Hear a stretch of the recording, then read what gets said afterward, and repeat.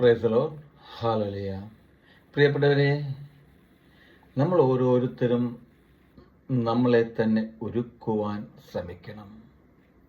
ഈശോ പറയുന്നതാണല്ലോ, ശാന്തമായി ഉറങ്ങുന്ന ഒരു ശിശുവിനെ പോലെ ആയിത്തീരുവാൻ നമ്മോട് ഓരോരുത്തരോടും ഈശോ പറയുകയാണ്.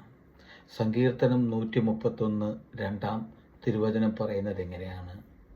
ശാന്തമായി കിടക്കുന്ന ശിശുവിനെ എന്ന പോലെ. പ്രിയപ്പെട്ടവരെ, മാതാവിൻ്റെ മടിയിൽ ശാന്തമായി കിടക്കുന്ന ശിശുവിനെ എന്നെപ്പോലെ ഞാൻ എന്നെ തന്നെ ശാന്തനാക്കി. ശാന്തമായി ഉറങ്ങുന്ന ശിശുവിനെ പോലെയാണ് എൻ്റെ ആത്മാവ്. പ്രിയപ്പെട്ട എൻ്റെ പൊന്ന സഹോദരരെ, ഈ തിരുവചനം നമുക്ക് നൽകുന്ന വലിയൊരു ആത്മീയ ഉണർവാണ്. പ്രിയപ്പെട്ടവരെ, ആത്മീയ പ്രചോദനമാണ്. വചനം പറയുന്നതാണല്ലോ, മാതാവിൻ്റെ മടിയിൽ ശാന്തമായി കിടക്കുന്ന ശിശുവിനെ പോലെ.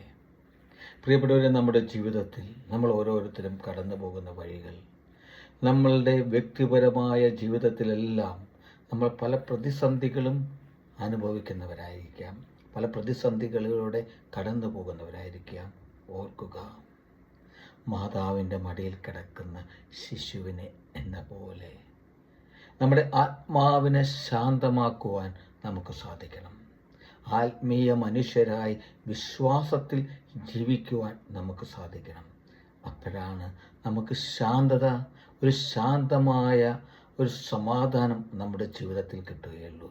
ആ ഒരു സമാധാനം നമുക്ക് ലഭിക്കണമെങ്കിൽ പരിശുദ്ധ അമ്മയോട് ചേർന്ന് നിൽക്കുവാൻ, പരിശുദ്ധ അമ്മയുടെ കൂട്ടുപിടിക്കുവാൻ നമുക്ക് സാധിക്കണം.